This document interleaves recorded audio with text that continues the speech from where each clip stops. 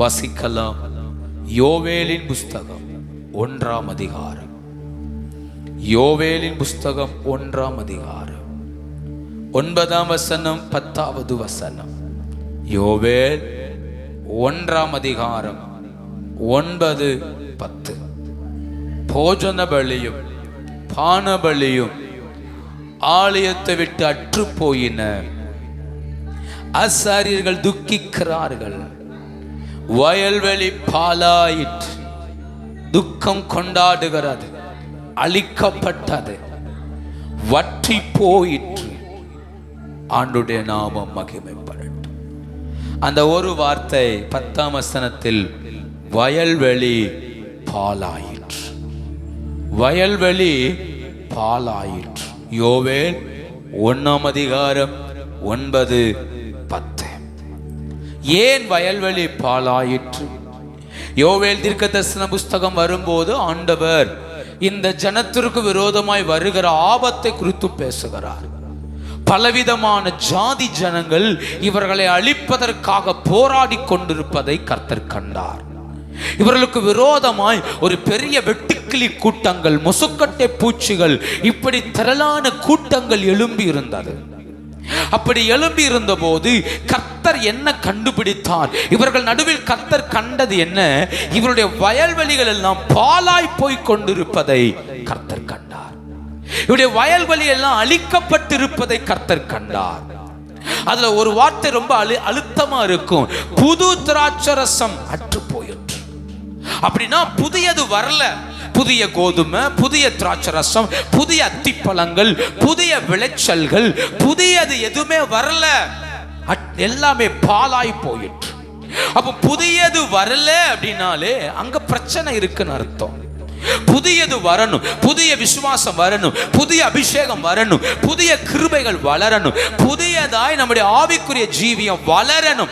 அப்படி வளரல அப்படின்னா இருக்கிறதும் பாலாய் போகிறது.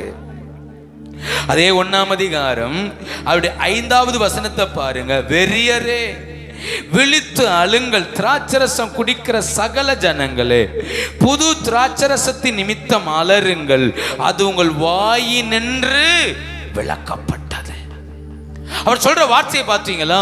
புதிய திராட்சரசம் உன் வாயிலிருந்து என்ன செய்யப்பட்டது? விளக்கப்பட்டது. அப்ப புது திராட்சரசம் வரல. அதுல 10ஆம் வசனத்துல பாருங்க, புது திராட்சரசம் வற்றி போயிற்று அப்படின்னு வாசிக்கிறோம்.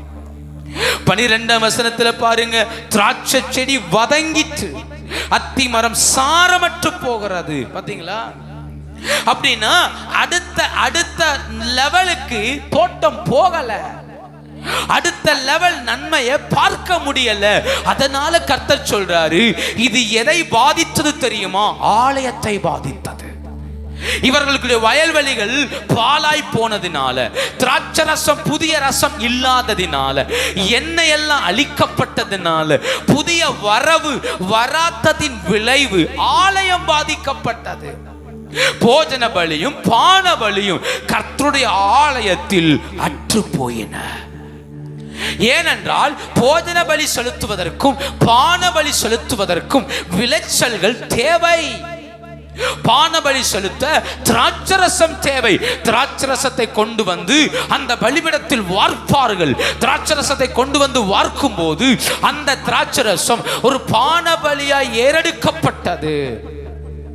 இவன் புது திராட்சரசம் இல்லாததுனால வார்க்கப்படல. போஜன பலி செலுத்தணும். போஜன பலி அப்பத்தினாலதான் செலுத்தப்பட்டது. மெல்லிய மாவை எடுத்து அதை அப்பங்களாய் சுட்டு புளிப்பில்லாத அப்பங்களாய் கொண்டு வந்து ஆலயத்தில் வைத்தார்கள். அல்லது அந்த மாவுல அதிரசங்களை எண்ணெயில சுட்டு அதை கொண்டு வந்து வைத்தார்கள்.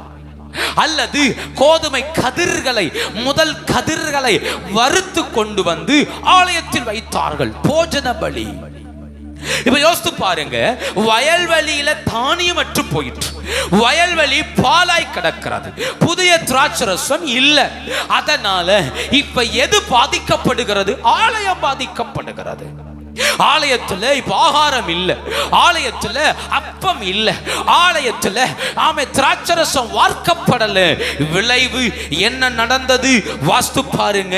அதுல 16வது வசனம், நம்முடைய கண்களை விட்டு ஆகாரமும் நம்முடைய தேவனின் ஆலயத்தை விட்டு சந்தோஷமும் மகிழ்ச்சியும் நீக்கப்படவில்லையோ. ஆலயத்துல எது நீக்கப்படுகிறது? சந்தோஷமும் மகிழ்ச்சியும்.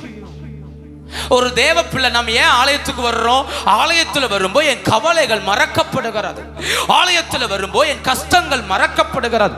ஆலயத்துல வரும்போது தாவீது சொல்றாரு, உம்முடைய சமூகத்தில் பரிபூரண ஆனந்தமும் உம்முடைய சமூகத்தில் நித்திய பேரின்பம் உண்டு. அப்போ சமூகத்துல வரும்போது ஆனந்தம், சமூகத்துல வரும்போது பேரின்பம். அப்போ ஒரு ஆவிக்குரியவன் தேவ சமூகத்தில் கவலைகளோடு பாரத்தோடு கண்ணீரோடு வந்து ஆண்டவரை ஆராதித்து ஆண்டவரை மகிமைப்படுத்தி ஆண்டவரை உயர்த்தும் போது அவனுடைய எல்லா கவலைகளையும் கர்த்தர் மாற்றுகிறார், அவனை சந்தோஷப்படுத்துகிறார். ஆனா அதே ஆலயத்துல ஒருவன் துக்கத்தோட போகிறான், அவனுக்கு அது மகிழ்ச்சியா இல்ல. ஆராதனை அவனுக்கு மகிழ்ச்சியா இல்ல, ஜெபம் அவனுக்கு மகிழ்ச்சியா இல்ல, கர்த்தர் சமூகத்தில் வந்து அமர்ந்தது அவனுக்கு மகிழ்ச்சியா இல்ல, தேவனோடு உறவாடினது மகிழ்ச்சியா இல்ல. ஏன் மகிழ்ச்சியா இல்ல? அவன் வாழ்க்கையில் இருக்கிற வயல்வெளி பாலாய் கிடப்பதினால அவன் கொண்டு வந்த அந்த கனிகள் கர்த்தருக்கு முன்ன பிரயோஜனமா இல்ல. காயின், கடந்த வாரம் சொன்னேன், காயின் நிலத்தின் கனிகளை கொண்டு வந்து கர்த்தருக்கு பலி செலுத்தினான். ஆண்டவர் காயினை பார்த்தார். காயினை பார்த்தபோது அவன் நல்லா இல்ல, அதனால காணிக்கை கர்த்தர் அங்கீகரிக்கல, துக்க முகத்தோட போனான். அவன் முகநாடி வேறுபட்டது. அப்போ என் வயல்வெளி என் வாழ்க்கை பாலாய் கிடக்கும் போது ஆலயம் நமக்கு மகிழ்ச்சியாயிராது, மகிழ்ச்சியாயிராது. ஆலயம் நமக்கு சந்தோஷமாயிராது. சங்கீதக்காரன் தாவீது சொல்லும் போது நிறைய இடத்துல உச்சரித்த ஒரு வார்த்தை உண்டு, வாசித்து பாருங்க. சங்கீதம் 122வது சங்கீதம் 1வது வசனம், 122ஆம் சங்கீதம் 1வது வசனம், கர்த்தருடைய ஆலயத்துக்கு போவோம் வாருங்கள் என்று எனக்கு அவர்கள் சொன்னபோது மகிழ்ச்சியா இருந்த. கர்த்தருடைய ஆலயத்துக்கு போவோன்னு சொன்னோன்னு எனக்கு ஒரு பெரிய மகிழ்ச்சி இருந்தது. நல்லா புரிந்து கொள்ளணும், வயல்வெளி என்பது நம் குடும்பம், வயல்வெளி என்பது நம்முடைய வாழ்க்கை. நம்முடைய வாழ்க்கை பாலாய் கிடந்தால் ஆலயத்துல போஜன பலி செலுத்த முடியாது, பான பலி செலுத்த முடியாது. அப்போ என் வாழ்க்கையில என் வாழ்க்கை பாலாய் கிடக்கும் போது, என் ஜீவியம் பாலாய் கிடக்கும் போது நான் தேவனுக்கு முன்ன ஆராதிக்க முடியாது. ஆனா தாவீது சொல்றாரு, ஆலயத்துக்கு போவோம் என்று சொன்ன உடனே நான் மகிழ்ச்சியா இருந்தேன். ஏன் மகிழ்ச்சியா இருந்தேன்? அது எனக்கு மிகுந்த சந்தோஷம். 7வது வசனத்தை பாருங்க, உன் அலங்கத்துக்குள்ள சமாதானமும் உன் அரண்மனைக்குள்ள சுகமும். ஆலயத்துக்கு போயிட்டு வந்த மனுஷன் சொல்றாரு, என் அலங்கத்துக்குள்ள சமாதானம் இருக்கும், என் அரண்மனை எங்கும் சுகம் இருக்கும், சுகம் இருக்கும். அப்ப நல்லா புரிந்து கொள்ளணும், வயல்வெளி பாலாக்கப்பட்டால் ஆலயம் பாதிக்கப்படுகிறது. நம்ம சிலரும் சொல்லுவோம் இல்லையா, நான் துக்கத்தோடு வந்தேன், கவலையோடு வந்தேன், ஆனால் ஆண்டவர் என்ன பேசினார், ஆண்டவர் என்னை பலப்படுத்தினார், ஆண்டவர் என்னை நிரப்பினார் அப்படின்னு நம்ம சொல்லுவோம். அப்படின்னா என்ன அர்த்தம்? நம்ம வயல்வெளி பாலாகல. அதனால நீங்க வந்து உட்கார்ந்து அழும்போது அதை கர்த்தர் பான பலியா ஏற்றுக்கொண்டார், போஜன பலியா ஏற்றுக்கொண்டார். ஏற்றுக்கொண்டதுனால கர்த்தர் உங்களை தைரியப்படுத்தி பலப்படுத்தி சந்தோஷப்படுத்தி அனுப்பினார். வயல்வெளி பாலாய் கடந்ததுன்னா எவ்வளவு நேரம் ஜெபம் பண்ணாலும் எவ்வளவு ஆராதிச்சாலும் தேவ பிரசன்னத்தை உணர முடியல. அதனால போகும்போது துக்கத்தோட போகிறோம், போகும்போது கண்ணீரோட போகிறோம். 1000 பிரச்சனை தலைக்கு மேல இருந்தாலும் நமக்கு அதை யோசிக்க தெரியல, அதற்காக அழணும்னு தெரியல, அதற்காக கர்த்தாவேன்னு கூப்பிடணும் தெரியல. ஏன் தெரியல? வயல்வெளி பாலாய் கிடக்கிறது கால வேளையில. அப்ப ஆலயம் எனக்கு மகிழ்ச்சியா இருக்க வேண்டுமானால் என் வயல்வெளியில விளைச்சல் இருக்கணும். ஏன் வயல்ல விளைச்சல் இல்லாம, ஏன் வாழ்க்கையில விளைச்சல் இல்லாம நாம் எவ்வளவு கர்த்தரை தேடினாலும் அது நம்மளை மகிழ்ச்சி ஆக்காது, மகிழ்ச்சி ஆக்காது. தாவீது சொல்றாரு 63ஆம் சங்கீதம் முதல் 2 வசனத்தை பாருங்க. தேவனே நீர் என்னுடைய தேவன், அதிகாலமே தேடுகிறேன். வறண்டதும் விடாய்த்ததும் தண்ணீரற்றதுமான நிலத்திலே என் ஆத்துமா என் மாம்சமானதுமே வாஞ்சிக்கிறது. இப்படியே பரிசுத்த ஸ்தலத்தில் உம்மை பார்க்க ஆசையாயிருந்து உமது வல்லமையும் உமது மகிமையும் கண்ட. சொல்ற வார்த்தையை பார்த்தீங்களா? நான் அதிகாலமே வந்தேன், வறண்டதும் விடாய்த்ததும் தண்ணீரற்றதுமான நிலத்துல என் ஆத்துமாவும் மேல் எப்படி இருந்தது அப்படின்னா வயல்வெளி பாலாகல. என் வயல் நல்லா இருக்குங்கிறார். தாகத்தோடு தண்ணீருக்காய் ஏங்குகிற அந்த தாகத்தோடு நான் காத்திருந்தேன். என் வயல்வெளி பாலாகல, என் இருதயம் பாலாகல. ஆனா யோசித்து பாருங்க, இந்த 63ஆம் சங்கீதத்தை எழுதும் போது யூதயாவின் வனாந்தரத்துல சவுலுக்கு பயந்து ஓடிக்கொண்டிருக்கிறவன் சொல்றான், என் ஆத்துமா உம்மை தாகத்தோடு காத்திருக்கிறது. அதனால என்ன சொல்றாரு? பரிசுத்த ஸ்தலத்துல போய் உட்கார்ந்து உம்மை பார்க்க ஆசையா இருந்தேன்னா உமது வல்லமையும் உம்முடைய மகிமையும் கண்டேன். மகிமை பார்த்தேன், பிரசன்னத்தை பார்த்தேன், அபிஷேகத்தை பார்த்தேன். ஏன் பார்த்தேன்? என் ஆத்துமா காத்திருக்கிறது. என் ஆத்துமா கர்த்தரை நம்பி இருக்கிறது. என் ஆத்துமா தேவ பிரசன்னத்துக்காய் காத்திருக்கிறது. என் ஆத்துமாவில் ஒரு குறைவும் இல்லை. என் ஆத்துமா கர்த்தரை தேடுகிறது. அவர் சொல்றாரு பாருங்க 6ஆம் வசனத்துல, என் படுக்கையின் மேல் உம்மை நினைக்கும் போது ராட்சாமங்களில் உம்மை தியானிக்கிறேன். 8ஆம் வசனம், என் ஆத்துமாவை தொடர்ந்து பற்றி கொண்டிருக்கிறது, அது வலது கரம் என்னை தாங்குகிறது. அப்படின்னா என்ன? என் வயல்வெளி பாலாகல, அதனால நான் தேவ சமூகத்துல இன்பத்தை பார்க்கிறேன் அப்படிங்கிறான். என் வயல்வெளி பாலாகல. அப்போ வயல்வெளி பால் ஆகலன்னா என் இருந்து புறப்படுவது போஜன பலியா இருக்கிறது, என் இருந்து புறப்படுவது பான பலியா இருக்கிறது.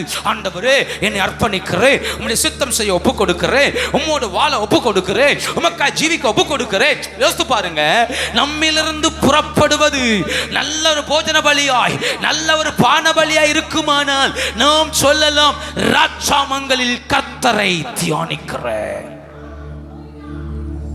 ராட்சாமம் எனக்கு இன்பமாய் இருக்கிறது. யூதயாவின் வனாந்தரம் சவுலுக்கு பயந்து ஓடி ஒளிந்து கொண்டிருக்கிறான். மரணத்துக்கும் தாவீதுக்கும் ஒரு அடி தூரம் மாத்திரமே, எப்ப சாவேன்னு தெரியல. ஆனா அந்த மனுஷன் சொல்றான், என் ஆத்துமா கர்த்தருக்குள் களி கூறுகிறது. எப்படி களி கூறுகிறது? என்கிட்ட விளைச்சல் இருக்குது. அப்போ ஆத்துமாய் பாலாய் போகும்போது என் ஆராதனை மகிழ்ச்சியற்றதாகிறது. ஆத்துமா பாலாய் போகும்போது என் துதி மகிழ்ச்சியற்றதாய் மாறுகிறது. அதே என் ஆத்துமா தேவ பிரசன்னத்தால் நிரப்பப்படுவதற்கும் என் ஆத்துமா கர்த்தரோடு ஐக்கியமாவதற்கு நான் முயற்சித்தால் என் ஆராதனை மகிழ்ச்சியாய் மாறுகிறது. இந்த கால வேளையில நம்முடைய வாழ்வில் எதை நிறுத்தி போட்டோம்? வயல்வெளி பாலாயிற்று. கர்த்தர் சொல்றார், வயலை போய் பார், வெறியரே திராட்சரசத்தை போய் பார், புது திராட்சரசம் அற்று போயிற்று. புதுசாட்டு ஒண்ணுமே வரல. இருக்கிறத வச்சு எத்தனை நாள் ஓட்ட முடியும்? புதியதை நோக்கி பார், புதியதை. இந்த கால வேளையில கர்த்தர் நமக்கு கிருபை தருவாராக.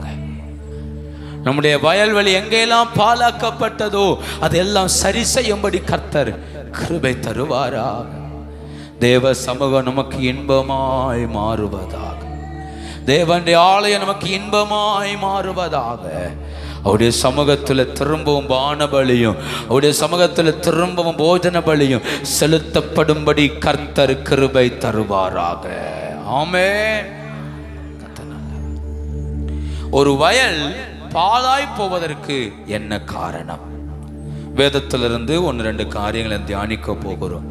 ஒரு வயல் பாலாய் போவதற்கு என்ன காரணம்? எதனால தோட்டம் பாலாகிறது? எதனால ஏன் பாலாகிறது? நம்பர் ஒன், ஒரு வயல்வெளி பாலாய் போக காரணம், முதல் காரணம் சோம்பேறித்தனம், சோம்பல். நீதிமொழிகள் 24ஆம் அதிகாரம் 30வது வசனத்திலிருந்து வாசிப்போமா? நீதிமொழிகள் 24:30 வாசிங்க பார்க்கலாம்.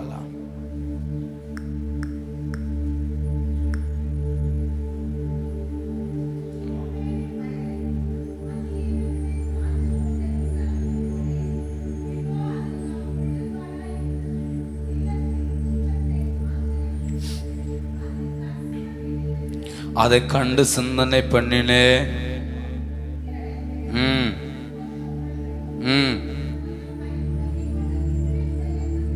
உன் தரித்திரம் வழிபோக்கனை போலும் ஆவிக்குரிய சோம்பல் மிகப்பெரிய ஆபத்து. ஆவிக்குரிய சோம்பல் நம்முடைய வயல்வெளியை பாழாக்கிரும். ஆவிக்குரிய சோம்பல் நம்முடைய ஜீவியத்தை பாழாக்கி போற்றும். சாலமோன் சொல்றாரு, நான் சோம்பேறியின் வயலை கடந்து போனேன், மதியினுடைய திராட்சை தோட்டத்தையும் கடந்து போனேன். ரெண்டு விதமா இருந்தது. முள்ளாய் இருந்தது, முள்காடு. ஒரு காலத்துல வயல், ஒரு காலத்துல தோட்டம், ஒரு காலத்துல கோதுமை தானியங்கள் விளைச்சல்கள் அத்தி மரங்கள் திராட்சை செடிகள் நல்ல பழங்கள் நல்லா வந்துச்சு. அன்னைக்கு ஆலயத்துல மகிழ்ச்சி இருந்துச்சு. ஆனா இப்ப வயல்வெளி பாழாய் போக காரணம் சோம்பல். சோம்பல். யோசித்து பாருங்க. இந்த தோட்டத்தை குறித்து சொல்றாரு.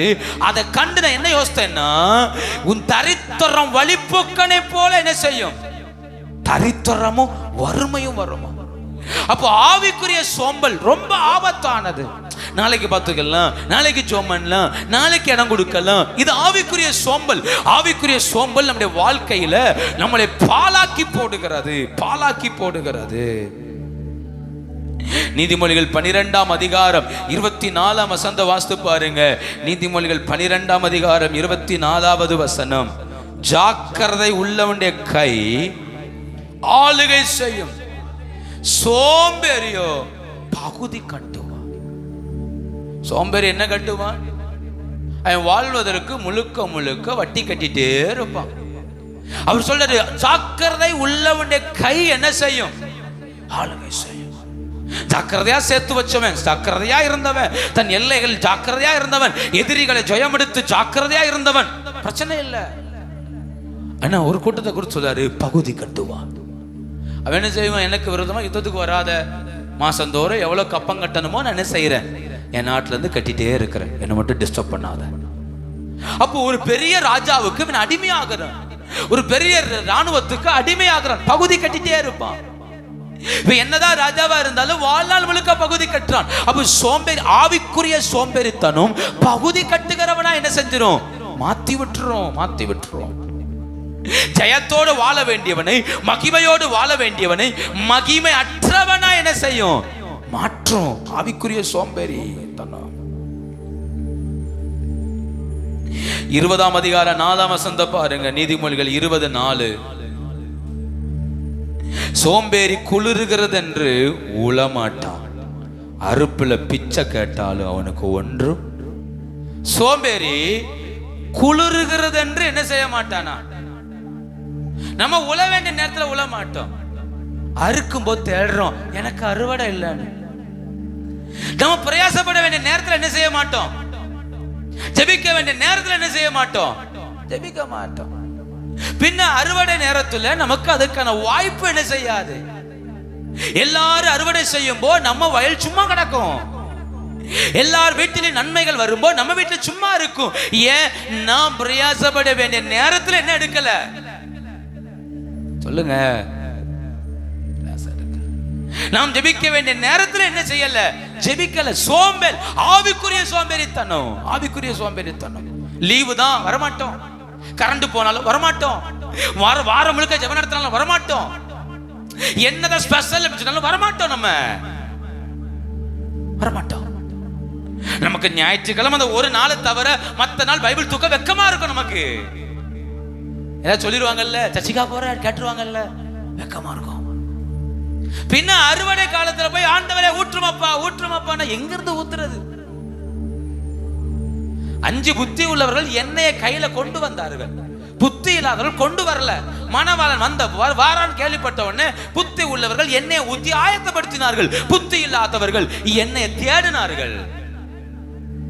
தேட வேண்டிய நேரத்தில் தேடணும். எல்லாம் முடிஞ்ச பிறகு என்ன செய்ய முடியாது, தேட முடியாது. அதனாலதான் ஆண்டவர் சொன்னாரு, ஜாக்கிரதை உள்ளவனாயிரு. ஏன்? விதைக்க வேண்டிய நேரத்தில் விதைக்கிறவன் காற்றை பார்க்காதங்கிறார், மேகத்தை பார்க்காத, வித காலையிலும் மாலையிலும் வித, அதுவோ இதுவோ தெரியாது, எப்ப விளையும் தெரியாது, வித அப்படிங்கிறார் ஆண்டவர். உன் ஆகாரத்தை தண்ணீர் மேல் போடு, அநேக நாட்களுக்கு பிறகு அதன் பலனை காண்பாய் காண்பாய். வித. அப்ப விதைக்க வேண்டிய காலத்துல என்ன செய்யணும்? விதைச்சிடணும், விதைக்கணும். எல்லாம் முடிஞ்ச பிறகு விதைக்க நினைக்க கூடாது. அப்ப அறுவடையை தேட வேண்டிய காலத்துல விதைக்க ஆரம்பிக்க கூடாது. நம்ம எல்லாத்தையும் தலையில பண்ணிட்டு இருக்கிறோம். நமக்கு உபவாசம் நடக்கும், நம்ம உபவாசம் இருக்க மாட்டோம். பின்ன நம்ம ஒத்தையில உட்காந்து உபவாசிக்க ஒரு காலம் வரும். அன்னைக்கு நம்ம கூட சேர்ந்து ஜோம் பண்ண ஒரு நாதி இருக்காது. உபவாசம் நடக்கும்போது வந்திருந்தா எல்லாரும் சேர்ந்து செஞ்சிருக்கலாம், ஓடி ஜெயிச்சிருந்திருக்கலாம். இப்ப தனிமையில உபவாசம் நடக்கும் போ நமக்கும் பலன் இல்ல, நம்மள தூக்கி விடவும் பலன் இல்லாம முழிக்க வேண்டியிருக்கும். ஆவிக்குரிய சோம்பல்.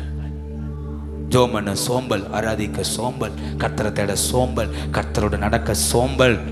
அவன் குளிருகிறது என்று உளமாட்டான். உலட்டா கூட பிரச்சனை இல்லை. என்ன சொல்லுவான் தெரியுமா? 22:13 பாருங்க, நீதிமொழிகள் 22:13. வெளியிலே சிங்கம், வீதியிலே கொலையுண்பேன் என்று சோம்பேறி. வெளியில என்ன இருக்குது? பெரிய பிரச்சனை, பெரிய சிங்கம் இருக்குது, நான் சத்து போவேன் அப்படின்னா சூழ்நிலைகளை சுட்டி காட்டுவான்.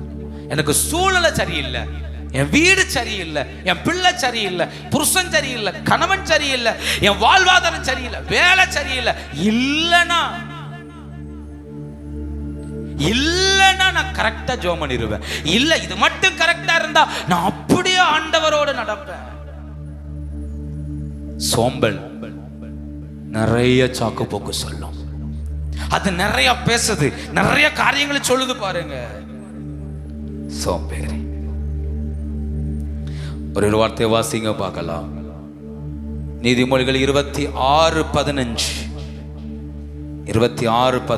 சோம்பேறி தன் கையை களத்திலே வைத்து தன் வாய்க்கு திரும்ப எடுக்க என்ன ஒரு கஷ்டம் இல்ல. களத்துல வச்சிட்டு எங்க எடுக்க கஷ்டமா இருக்கு. சில சர்ச்சைக்குள்ள வந்துருவோம், வந்துட்டு சும்மா இருப்போம் தெரியுமா? அதுக்கு பேர் தான் களத்துல கை வச்சிட்டு எங்க எடுக்க விருப்பம் இல்ல. களத்துக்கு வந்தாச்சு, கோதுமை எடுக்கணும்னு நினைச்சாச்சு, கை வச்சாச்சு, எடுத்து சாப்பிடுறதுக்கு என்னவா இருக்குது? சோம்பேறித்தனம். சர்ச்சைக்கு வந்தாச்சு, ஜோமன உட்கார்ந்தாச்சு, வீட்டுல பைபிள் தூக்கிட்டு உட்கார்ந்தாச்சு, உட்கார்ந்த பிறகு நம்மளால என்ன செய்ய முடியல? எடுத்து சாப்பிட தெரியல இல்லையா? ஆவிக்குரிய சோம்பல் வயல்வெளியை என்னவாக்கும்? ஏன் புது ரசம் இல்ல? ஏன் புது அபிஷேகம் இல்ல? ஏன் புது கிருபை இல்ல? ஏன் புதியதாய் மாறல? ஏன் இன்னும் வளர முடியல? ஏன் இருக்கிறதெல்லாம் பாலாய் போகுதுன்னா நமக்கு ஆவிக்குரிய சோம்பல் பெருகிருச்சு. ஆவிக்குரிய சோம்பல். ஒரு வார்த்தை வாசிங்க, ரொம்ப முக்கியமான வார்த்தை. பிரசங்கி 10:18 வாசிங்க. பிரசங்கி 10:18.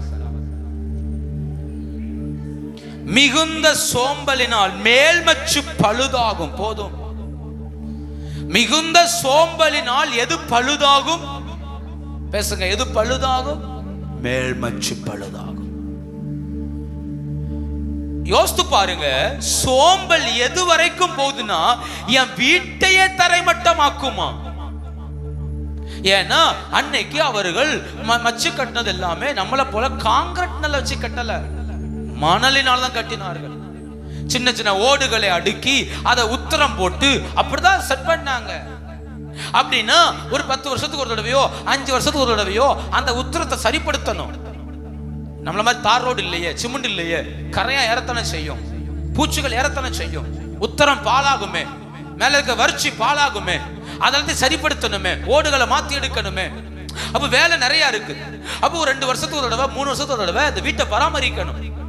மிகுந்த சோம்பலினால் மேல் வீடு என்னவாகுமா?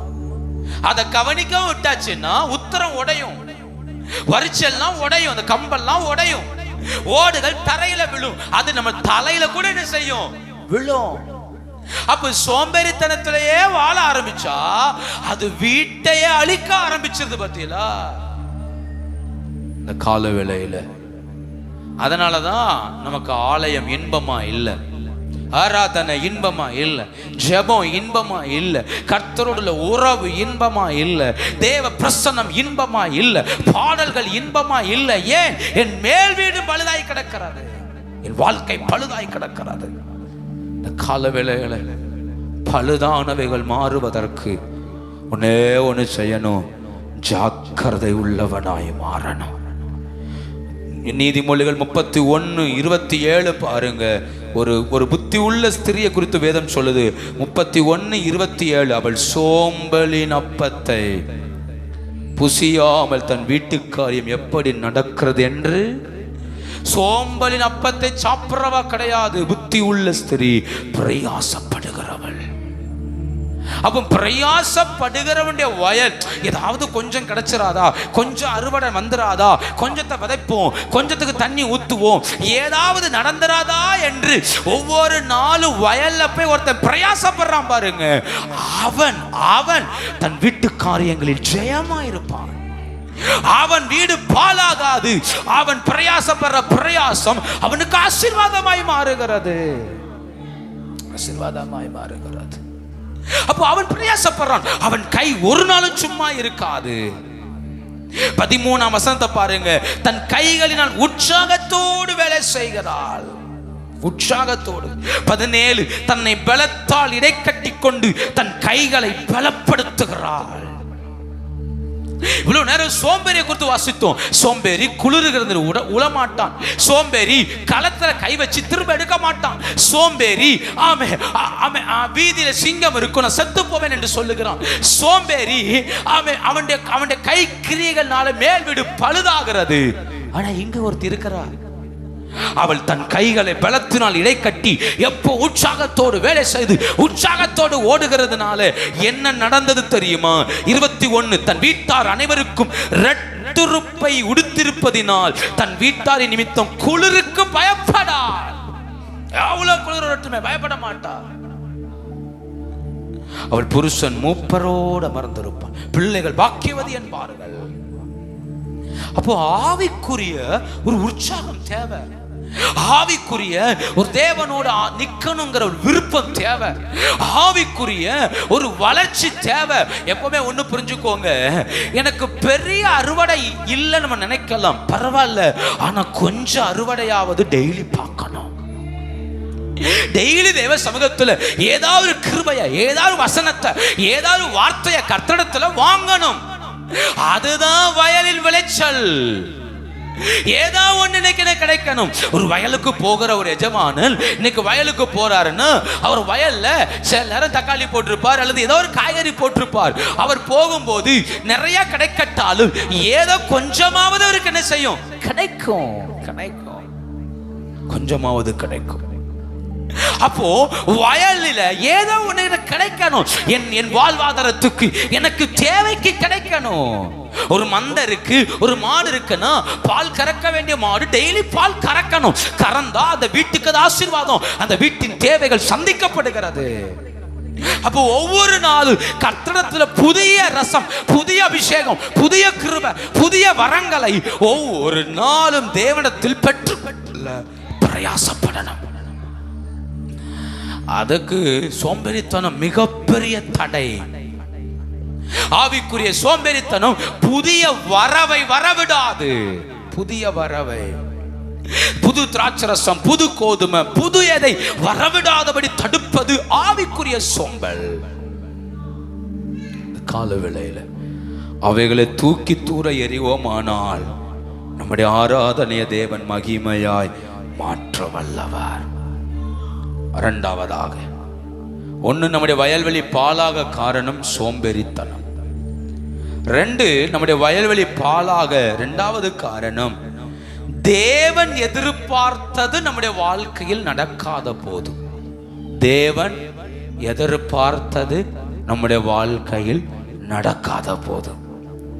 வாசிக்கலாம். ஏசாயா 5ஆம் அதிகாரம் 5வது வசனம் 6வது வசனம். ஏசாயா 5ஆம் அதிகாரம் 5, 6. இப்போதும் நான் செய்வதை உங்களுக்கு அறிவிப்பேன், அதில் வேலி எடுத்து போடுவேன், மேய்ந்து போடப்படும், அதன் அடைப்பை தகர்ப்பேன், அதை மிதியொண்டு போ, அதை பாலாக்கி விடுவேன், அதன் கிளை நறுக்கப்படாமலும் களை கொத்தி எடுக்கப்படாமலும் போவதினால் முச்செடியும் நெறிஞ்சலும் முளைக்கும், அதன் மேல் மழை பெய்யாதபடி மேகங்களுக்கு கட்டளையிடுவேன். அவர் எதிர்பார்த்தார். என்ன எதிர்பார்த்தார்? ஒரு திராட்சை தோட்டத்தை வாங்கி அந்த தோட்டத்தை அழகா சுத்திகரித்தார், வேலி அடைத்து அங்க இருக்க கற்களை எல்லாம் பொறுக்கி அதுல நற்குல திராட்சை செடியை நட்டார். இருக்கிறதுலயே வேலிவான திராட்சை செடியை நட்டார். அது உள்ளே ஒரு கோபுரத்தை கட்டினார், ஒரு ஆலையை கட்டினார், ஃபேக்டரியை கட்டினார். கட்டிட்டு நல்ல திராட்சை பழங்களை தரும் என்று காத்திருந்தார். ஒரு திராட்சை தோட்டம் நடப்பட்டு அந்த திராட்சை தோட்டத்திலிருந்து பழம் வருவதற்கு 3 வருஷம் ஆகும். 3 வருஷம் ஆகும். முதல் வருஷத்துல நல்ல வேர் பிடிக்கும், கீழே போய் வேர் பிடிச்சு வளர ஆரம்பிக்கும். 2வது வருஷத்துல தான் மெதுவா சின்ன சின்ன பூக்கள் மொட்டுக்கள் வளர ஆரம்பிக்கும். 3வது வருஷத்துல தான் பழங்கள் காய்கள் புறப்பட ஆரம்பிக்கும். 3வது வருஷத்துல தான் அந்த விளைச்சலை அறுவடை செய்ய முடியும். ஆண்டு சொல்றாரு, நான் காத்திருந்தேன். 3 வருஷமா ஃபேக்டரி ரெடியா இருக்குது திராட்சை பழங்களை பிழிவதற்கு. அடுத்து கோபுரம் ரெடியா இருக்குது இந்த திராட்சை தோட்டத்துக்குள் அந்நியன் வராதபடி பாதுகாப்பதற்கு. திராட்சை தோட்டத்தை சுற்றிலும் வேலி இருக்கிறது, அப்படின்னா எந்த ஒரு மிருகமும் உள்ளே வராதபடிக்கு பாதுகாப்பதற்காக. திராட்சை தோட்டத்துல ஒரு கற்களும் இல்லை. ஏன்? அந்த திராட்சை செடி வளரும்போ இந்த கற்கள் தடையாயிராதபடி கற்கள் நீக்கப்பட்டு இருக்கிறது. நற்குல திராட்சை செடிகள் நடப்பட்டு இருக்கிறது.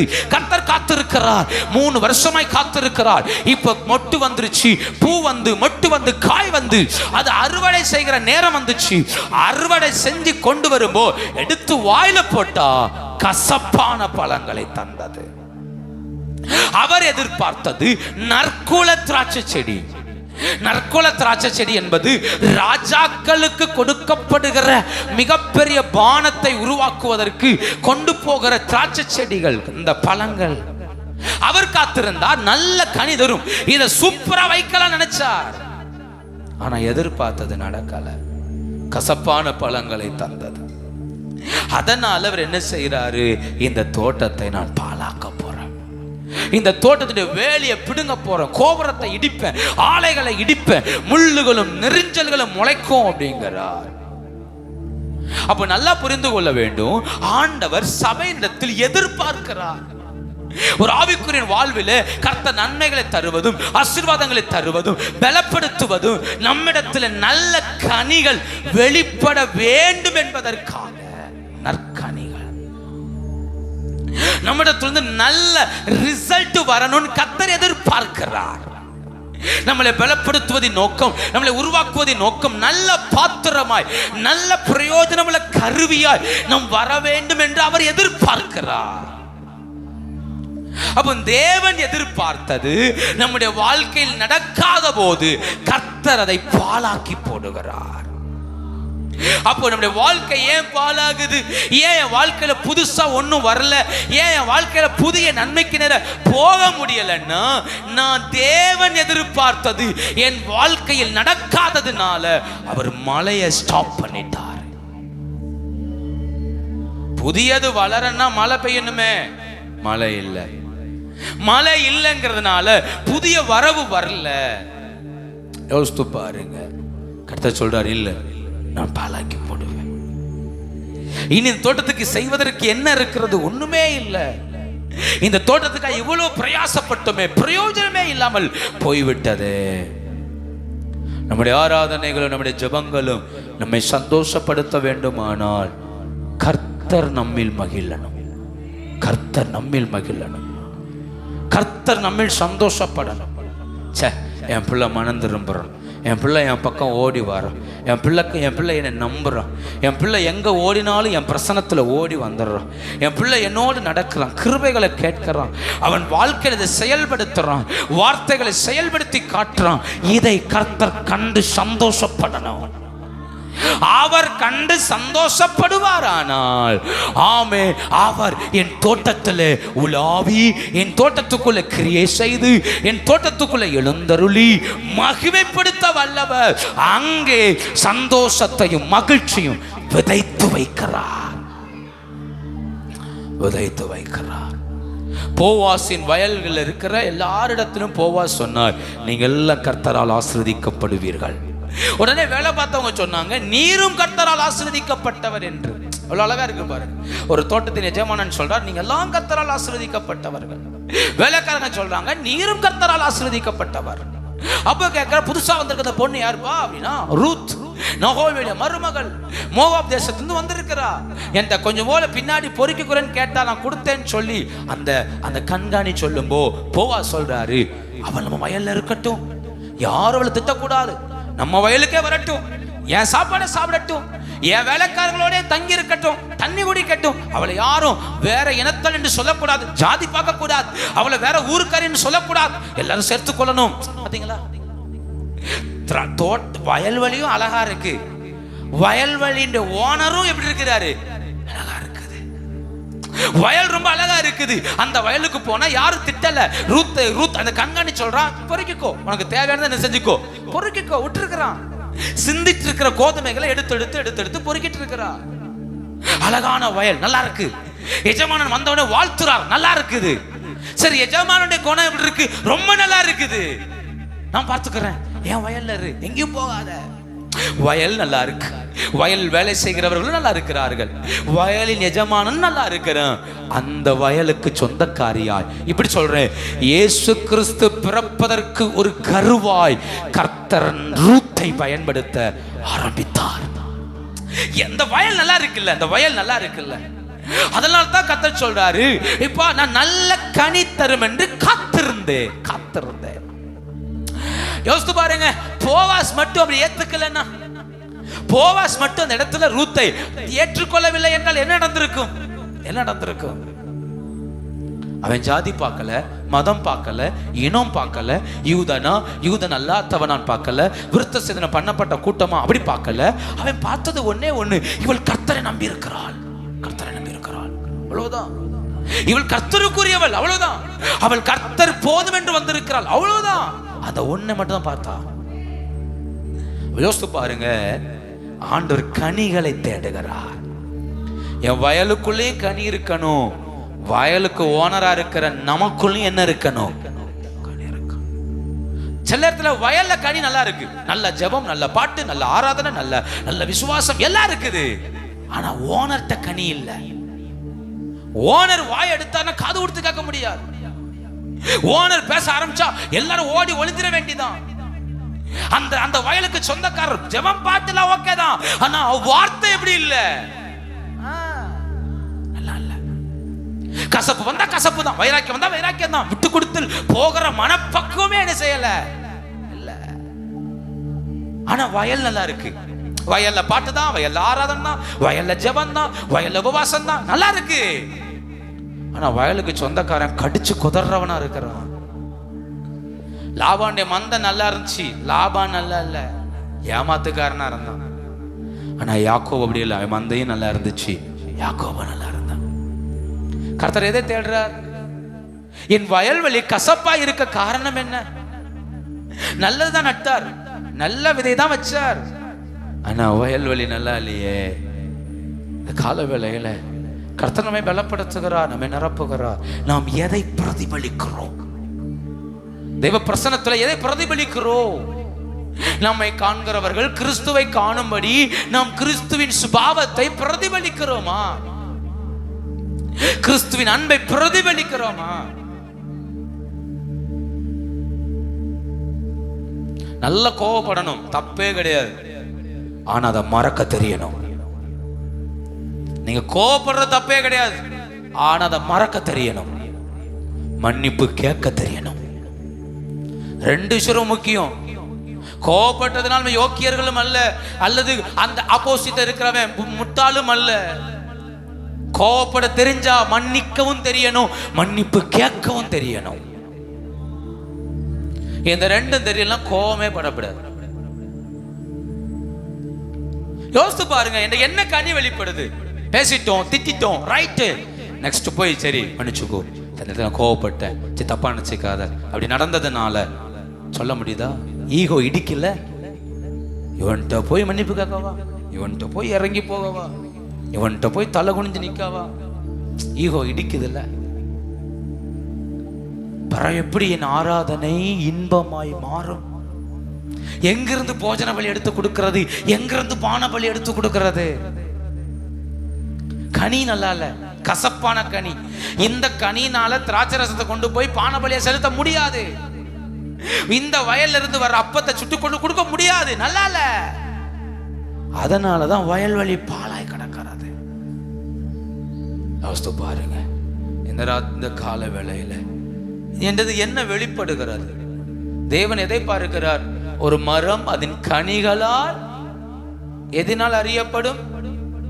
சொல்லுங்க, கனிகளால் அறியப்படும். ஏன் கனிகளால் அறியப்படும்? ஏன்னா நான் ஒரு ஊழியக்காரன், நான் இருக்கிறது எப்படிங்கிறது என் சுபாவத்தின் மூலமா தான் வெளிப்படும். என் ஜெபமோ, என் ஆராதனையோ, என் பிரசங்கமோ அது காட்டாது. என் சுபாவம் தான் வெளிப்படுத்தி காட்டும். சுபாவம் தான். இது கர்த்தருடைய இடம். கர்த்தருடைய இடத்துல கர்த்தருடைய மட்டும்தான் என்ன செய்யணும்? வெளிப்படுத்தணும். ஏன்? அதற்கு தான் நம்ம அழைக்கப்பட்டு இருக்கிறோம். மூன்றாவது நபர்களை குறித்து பேசுறோம், அதனால வருத்தப்படுறோம், அதனால அழுறோம். இன்னும் 10 வருஷத்துக்கு முன்னாடி நடந்த சம்பவத்தை நினைச்ச உடனே கண்ணீரா வடிக்கிறோம். கனி நல்லா இல்ல நம்மகிட்ட. கர்த்தர் அதுக்கு அப்புறம் எவ்வளவோ உயர்த்திட்டார், எவ்வளவோ ஆசீர்வதிச்சிட்டார். ஆனா இன்னும் 10 வருஷத்துக்கு முன்னாடி நடந்த சம்பவத்தை மறக்கவே முடியல. இன்னும் 20 வருஷத்துக்கு முன்னாடி நடந்த சம்பவத்தை மறக்கவே முடியல நம்மளால. அதுக்கு பிறகு கர்த்தர் எவ்வளவு உயர்த்திட்டார் நம்மள. நம்ம இப்போ அதுக்கு உட்கார்ந்து அழுறோம் இல்லையா? இப்போ அதை நினைச்சோடனே அழுறோம், கண்ணீர் வடிக்கிறோம். அது நினைச்சாலே உள்ளத்துல காயம் போல பொத்து வெளியே வருது. கனி இல்ல, கனி இல்ல. ஆத்துமா செத்து கிடக்குது. எல்லாத்தையும் மறந்துடணும். ஏன்னா கர்த்தர் நம்மிடத்தில் எதை தேடுகிறார்? சொல்லுங்க, கனி. நம்மளை கையில் எடுக்க அவர் நினைக்கும் போது சாத்தான் பழையதெல்லாத்தையும் பழைய ஃபைலை கொண்டு வச்ச உடனே நம்ம டென்ஷன் ஆயிடுறோம். ப்ரெஷர் தலைக்கு மேலே ஏறின உடனே கர்த்தர் பார்க்குறாடே, இப்போதான் அவனை தூக்கலாம் நினைச்சேன், அதுக்குள்ளே இடம் கொடுத்துட்டியே, எப்படி கசப்புக்கு இடம் கொடுத்துட்டிய, வைராக்கியத்துக்கு இடம் கொடுத்துட்டிய, அந்த வருத்தத்துக்கு இடம் கொடுத்துட்டிய. பட்ட அவமானங்கள் எல்லாம் கண்ணில் வச்சுட்டே இருக்கக்கூடாது. இயேசுவை நோக்கி நமக்கு நியமித்திருக்கிற ஓட்டத்தில் சந்தோஷமாய் ஓடணும். சிலுவையின் முன்னே உலகம் என் பின்னே, சிலுவையின் முன்னே உலகம் என் பின்னே, இயேசு சிந்தின இரத்தத் என்றும் விடுதலையே, இயேசு சிந்தின இரத்தத்தினாலே என்றும் விடுதலை. பழசா தூக்கிட்டே வராதீங்க. நீங்க விழுந்து போறது அதுல தான். பழசா தூக்கிட்டு வராதீங்க. உங்களை காயப்படுத்துறவங்களை அங்கேயே மறந்துடுங்க. உங்களை வேதனைப்படுத்துறவங்களை அங்கேயே மறந்துடுங்க. அந்த வருத்தத்தை, அந்த டேட்டை கூட மறந்துடுங்க. அதை விட்டுருங்க. இனி அதுக்கு இடம் கொடுக்காதீங்க. அது உங்களை பாழாக்கி கொண்டிருக்கிறது. நீங்க நல்ல கனி தருவதற்காக கர்த்தர் கற்களை பொறுக்கினார், அதை நீங்க பார்க்கல. நீ நல்ல கனி தரணுங்கிறதுக்காக உலகத்திலேயே நற்குல செடியாகிய அபிஷேகத்தை, கிருபையை உங்களுக்குள்ள வைத்தார், அதை நீங்க பார்க்கல. நீங்க நற்குல செடி தரணும், கனி தரணுங்கிறதுக்காக 24 மணி நேரம் வேலி எடுத்து பாதுகாத்தார் கர்த்தர், அது நீங்க உணரல. நீங்க நல்ல கனி தரணுங்கிறதுக்காக கோபுரங்களை கட்டி தூரத்தில் வரக்கூடிய ஆபத்துகளையும் சொப்பனத்துல, தரிசனத்துல வெளிப்படுத்தி பாதுகாத்தார், அதை மறந்துட்டோம் நம்ம. நீங்க நல்ல கனி தரணுங்கிறதுக்காக தோட்டத்துக்குள்ள ஒவ்வொரு நாளும் காலையும் மாலையும் உலாவி பேசி நம்மளோடு கர்த்தரே நடந்து வந்தார், அதை மறந்துட்டோம் நம்ம எதை நினைச்சோம் தெரியுமா? நடந்து வந்த பாதைகள், வந்த காயங்கள் ஆபத்தானது, தழும்புகள் ஆபத்தானது. குணமாயிரணும், அதை விட்டு வெளியே வந்துடணும். காயப்பட்ட, வேதனைப்பட்ட, உண்மைதான். ஆனா கர்த்தர் என்னை காப்பாற்றினார். அந்த இடத்தை விட்டு கர்த்தர் தூக்கி எடுத்தார். அந்த மனிதர்களுக்கு முன்பே என்னை கர்த்தர் வாழ வைத்தார். அவ்வளவுதான். கர்த்தரை உயர்த்தினான்னு சொல்லணும், வாழ வைத்தான்னு சொல்லணும். அதே மனிதர்களுக்கு முன்னிலையில் கர்த்தர் எங்களை மகிமைப்படுத்தி வைத்திருக்கிறார். அதை பார். உன்னை காயப்படுத்தினவனை திரும்பிப்பார், அவன் வேறொருவனை காயப்படுத்திக் கொண்டே இருப்பான். நீ அப்படி அல்ல, காயங்களை ஆற்றுகிறவனாய் கர்த்தர் உருவாக்கி கொண்டிருக்கிறாரே, அதை யோசித்து பார். உன்கிட்ட வந்து யாராவது வலிக்கு சொன்னா அந்த வலியின் வேதனை எப்படி இருக்குன்னு உங்களுக்கு புரியுது இல்ல? அதுதான் கர்த்தர் எதிர்பார்த்தது. கர்த்தர் எதிர்பார்த்தது கசப்பை வளர்ப்பதற்காக அல்ல, கசப்போடு கூட சேர்ந்து நடப்பதற்காக அல்ல. யாமே தேவன் நம்மை அழைத்தது நற்கனிகளை தருவதற்காக, நற்கனிகளை தருவதற்காக. இந்த கால வேளைகளை கொஞ்சம் உங்கள் சிந்தனைகளை தேவனுக்கு நேராய் திருப்புங்கள். உங்களை பாழாக்க விடாதிருங்கள், பாழாக்க விடாதிருங்கள். என்ன ஒரு வார்த்தை சொல்லிட்டாங்களே, அப்படி பேசிட்டாங்களே, அப்படி நினைச்சிட்டாங்களே, எனக்கு விரோதமா செஞ்சிட்டாங்களே, அதை விட்டு வெளியே வாருங்கள். அதை விட்டு வெளியே வராத வரையிலும் தேவ பிரசன்னம் உங்களுக்கு இன்பமாகாது. நீங்கள் பாழாய் கடந்தால் உங்கள்கிட்ட புது வரவு வராது, புது நன்மை வராது, புதிய ரசம் வராது. அப்படி வரலன்னா நீங்க வந்து உட்கார்ந்து ஆராதிச்சாலும் கர்த்தருக்கு பிரயோஜனம் இல்லை, பிரயோஜனம் இல்லை. கசப்பான கனி கர்த்தருக்கு தேவையில்லை, புளிப்புள்ள அப்பம் கர்த்தருக்கு தேவையில்லை. ஆண்டவர் எதிர்பார்ப்பது கசப்பில்லாத புளிப்பில்லாத அப்பத்தை. ஹல்லேலூயா. அதெல்லாம் இயேசு கிறிஸ்து சிலுவையிலே சொல்லிட்டாரு, பிதாவே இவர்கள் எல்லாரையும் மன்னிச்சிரும், தாங்கள் செய்வது இன்னதென்று அறியாதிருக்கிறார்கள். கல்லன் சொல்றான், என்னை ஏற்றுக்குவீரா? இயேசு சொல்றாரு, இன்று என்னோட கூட பரதீசில் இருப்பாய். ஏற்றுக்கொள்வேன், ஏற்றுக்கொள்வேன். அப்ப இயேசு அந்த மனப்பக்குவத்துக்கு வர காரணம் என்ன? அவர் தன்னை பாழாக்க விடவே இல்லை, பாழாக்க விடல. சீசர்லாம் பின்வாங்கி போயிட்டான். இயேசு டென்ஷன் ஆகல, போய் தேடி பிடிச்சி அவங்களை கண்டுபிடிச்சி அவங்கள்ட்ட திரும்பவும் பேசி அவங்களுக்கு திரும்பவும் 153 பெரிய மீன்களை கொடுத்து அவங்களை கரைக்கு கொண்டு வர வச்சு அவங்களோட பேசி அபிஷேகத்து கிருபைகளை கொடுத்து அவர்கள் மேல் ஊதி பரிசுத்த ஆவியை பெற்றுக்கொள்ளுங்கள் என்று சொல்லி அவர்களை திரும்பவும் பலப்படுத்தினார். என் நன்மை பெற்றவன் மறுதலிச்சிட்டானே, என் நன்மை பெற்றவன் காட்டி கொடுத்துட்டானே இயேசு நினைக்கல. இயேசு நினைக்கல. ஏன்? அவைகள் தன்னை பாழாக்கும் என்று இயேசு அறிந்திருந்தார். நான் வருத்தத்தை இருதயத்தில் சுமந்தால் அந்த வருத்தம் என்னை பாழாக்கும் என்று இயேசு அறிந்திருந்தார். அதனால் தான் பவுல், அப்போஸ்தலன் பவுல் எழுதும்போது எழுதுகிறார், நான் பல நேரம் வேதனை அனுபவித்தேன். என் சொந்த சகோதரரால், சொந்த ஜனங்களால், கப்பல் சேதம், ஆமை இன்னும் வனாந்தரத்தில் நிர்வாணமா இருந்த, குளிர்ல இருந்த, எல்லா சூழ்நிலைகள் நடுவிலையும் நான் வேதனைப்பட்டேன். எல்லாம் கிறிஸ்துவுக்காக. ஏன் அப்படி சொன்னார்? அப்படி சொல்லலைன்னா இவங்க மேலெல்லாம் வருத்தம் வரும். வருத்தம் தன்னை பாழாக்கும். பவுலோடு இருந்த எத்தனையோ பேர் பவுலை விட்டு விலகினார்கள், பவுலை விட்டு தூரம் போனார்கள், பவுலை தூஷித்தார்கள். ஆனால் பவுல் யாருக்குமே தன் இருதயத்தை பாதிக்கும்படி விடவே இல்லை. போறியா போ, விலகி போறேன் விலகி போ, ஊழியஞ்சை வேண்டான்னு சொல்றேன் வேண்டான்னு சொல்லிட்டு போ, பரவாயில்ல. கிறிஸ்துவுக்காய் எதற்காய் நியமிக்கப்பட்டனோ அதை பிடித்துக் கொள்ளும்படி ஆசையாய் தொடருகிறேன். அப்ப எனக்கு ஒரு டார்கெட் இருக்கு. அந்த டார்கெட்டை அச்சீவ் பண்றதுக்காக எந்த நிந்தைகளையும் ஃபேஸ் பண்ண ஆயத்தம். அதை நான் கசப்பா எண்ணல. கால வேளையில கொஞ்சம் உங்கள் பழைய வருத்தங்களை விட்டு வெளியே வாங்க. அது உங்களை பாழாக்கி கொண்டிருக்கிறது.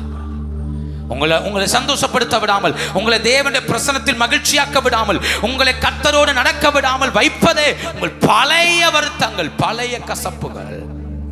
அந்த நபரை மன்னிச்சிருங்க, அந்த நபரை தூக்கி தூர போட்டுருங்க, அவங்க வார்த்தைகளை மறந்துருங்க. ஒண்ணே சொல்லுங்க, ஆண்டவரே இது எல்லாத்தையும் உம்முடைய கையில் ஒப்புவிக்கிறேன்னு சொல்லிருங்க. கர்த்தர் பார்த்துக் கொள்வார், கர்த்தர் பார்த்துக் கொள்வார்.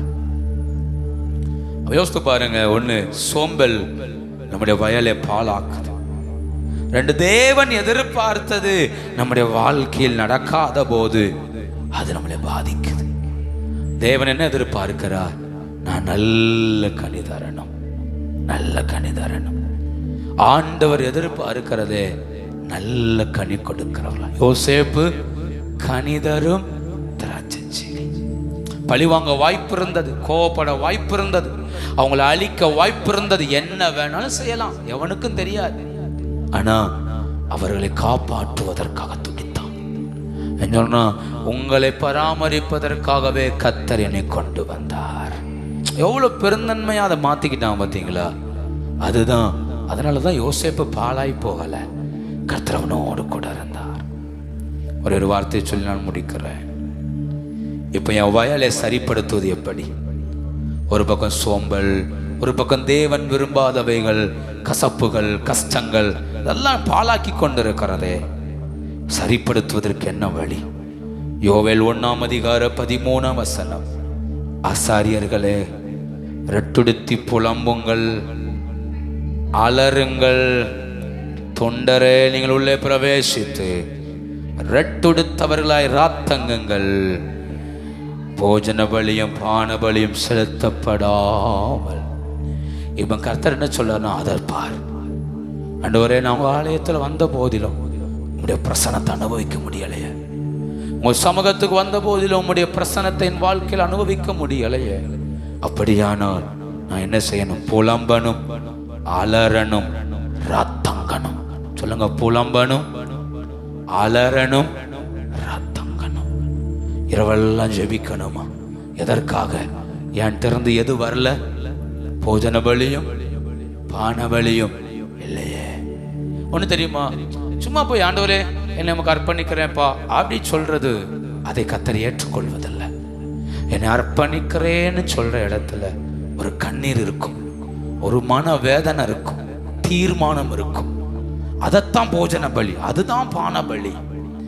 அதில் தான் கதை சொல்ல ஜனங்கள்கிட்ட அவங்களோட போஜன பலி இல்லை, பான பலி இல்லைன்னு சொல்ல காரணம், அந்த முழு இருதயத்தோடு கர்த்தரை ஆராதிக்கிற மனப்பக்குவம் அன்னைக்கு இல்லாமல் போயிற்று. அப்போ இதை சரிப்படுத்துவதற்கு என்ன செய்யணும்? அவருக்கு முன்ன போய் விழுந்து கிடக்கணும். ஆண்டவரே, என் ஆராதனை எனக்கு இன்பமா இல்லையே, என் ஜெபம் எனக்கு இன்பமா இல்லையே, நான் ஜெபம் பண்றேன், ஆராதிக்கிறேன்னா வெறுமையை சந்திக்கிறேனே, வெறுமையிலே வாழ்றேனே, எனக்கு இறங்கும் ஆண்டவரேன்னு கேட்போமானால் கர்த்தர் நம்மளை சரிப்படுத்தி திரும்பவும் தம்முடைய மகிமையை நம்மள விளங்க செய்ய கர்த்தர் வல்லவராயிருக்கிறார். திரும்பவும் நம்முடைய ஆராதனையை மகிமைப்படுத்த கர்த்தர் வல்லவர். ஜெபங்களினால நம்மளை திருப்திப்படுத்த கர்த்தர் வல்லவர். ஆராதனைகளினால திருப்திப்படுத்த கர்த்தர் வல்லவராயிருக்கிறார். எல்லாரும் முழங்கால் படிடுவோம், ஜெபம் பண்ணுவோம். ஹல்லேலூயா. ராஜா வருகிறார், ஆயத்தமாவோ. ராஜா வருகிறார், ஆயத்தமாவோ. இயேசு வருகிறார், எதிர்கொண்டு செல்லுவோம். இயேசு வருகிறார், எதிர்கொண்டு சொல்லுங்க. ராஜா ராஜா வருகிறார், ஆயத்தமாவோம். ராஜா ஆயத்தமாவோம். இயேசு எதிர்கொண்டு செல்லுவோம். நம் இயேசு வருகிறார், எதிர்கொண்டு செல்லுவோம். ராஜா வருகிறார், ஆயத்தமாவோ. ராஜா ஆயத்தமாவோ. இயேசு வருகிறார், எதிர்கொண்டு செல்லுவோம். நம் இயேசு வருகிறார், எதிர்கொண்டு செல்லுவோம். பள்ளங்கள் எல்லாம் நிரம்பிட வேண்டும், மலைகள் குன்றுகள் தகர்ந்திட வேண்டும். கோணலானவை நேராகணும், கரடானவை சமமாகணும். பள்ளங்கள் எல்லாம் நிரம்பிட வேண்டும், மலைகள் குன்றுகள் தகர்ந்திட வேண்டும். கோணலானவை நேராகணும், கரடானவை. ஓ நல்ல கனிகொடா மரங்கள் எல்லாம் வெட்டுண்டு அக்கினியில் போடப்படும். நல்ல மரங்கள் எல்லாம் வெட்டுண்டு போடப்படும். ராஜா வருகிறான், ஆயத்தமாவோ, ராஜா வருகிறார். ஓ இயேசு வருகிறார், எதிர்கொண்டு செல்வோம். மேசு வருகிறார். சொல்லு, ராஜா ராஜா வருகிறார். ஆமென், ராஜா வருகிறார். இயேசு வருகிறார், எதிர்கொண்டு செல்வோம்.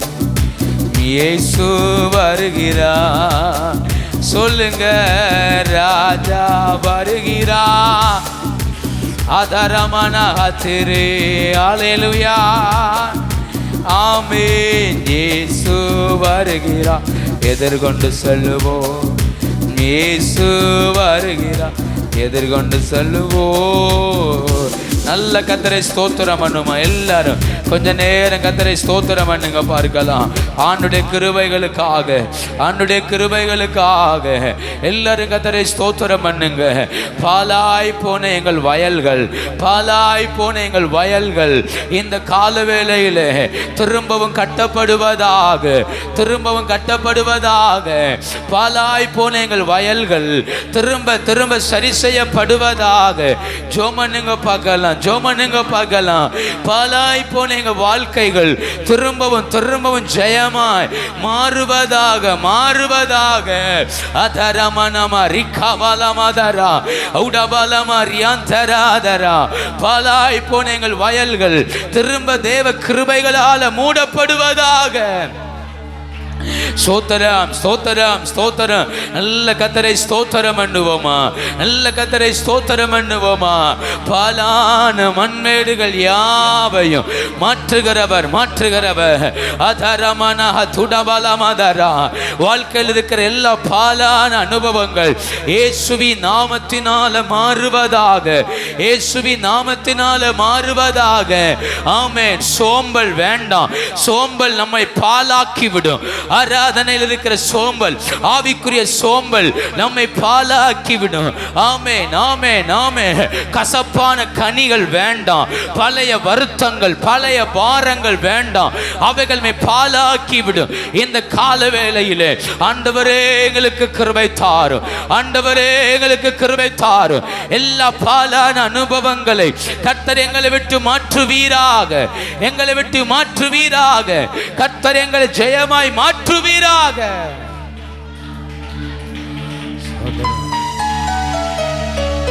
ஹல்லேலூயா. உம்முடைய பிரசன்னம் எங்களை மூடிக்கொள்வதாக, உம்முடைய பிரசன்னம் எங்களை மூடிக்கொள்வதாக, உம்முடைய சமூகம் எங்களை மூடிக்கொள்வதாக. ஆண்டவரே ஸ்தோத்திரம், ஸ்தோத்திரம். பிதாவே நன்றி, எங்கள் நடுவில் இருக்கிறதுக்காய் ஸ்தோத்திரம். ஆண்டவரே பாலாய் போன எங்கள் வயல்கள் மகிமையாய் மாறட்டும், மகிமையாய் மாறட்டும். கர்த்தர் அந்த நாட்கள் எப்படி கிருபை தரும்படியா ஜெபிக்கிறோம். ஆண்டவரே கர்த்தருடைய பிரசன்னங்களோடு இருக்கட்டும். ஆண்டவரே உம்முடைய சமூகம் எங்களுக்கு ஆனந்தமாய் மாறட்டும், உம்முடைய பிரசன்னம் எங்களுக்கு ஆனந்தமாய் மாறட்டும். கர்த்தர் அப்படிப்பட்ட கிருபைகளை விளங்க பண்ணுவீராக. கலந்து எல்லா பிள்ளைகளையும் ஆசீர்வதிங்க, நன்மையினால மூடுங்க. தேவ பிரசன்னம் வெளிப்படட்டும். சாயங்கால கூட்டத்தை ஆசீர்வதியும். 1ஆம் தேதி முதல் நடக்கிற ஜெபங்களை ஆசீர்வதியும். பெரிய காரியங்களை செய்யும். இயேசுவின் மூலம் ஜெபங்கள் நல்ல பிதாவே.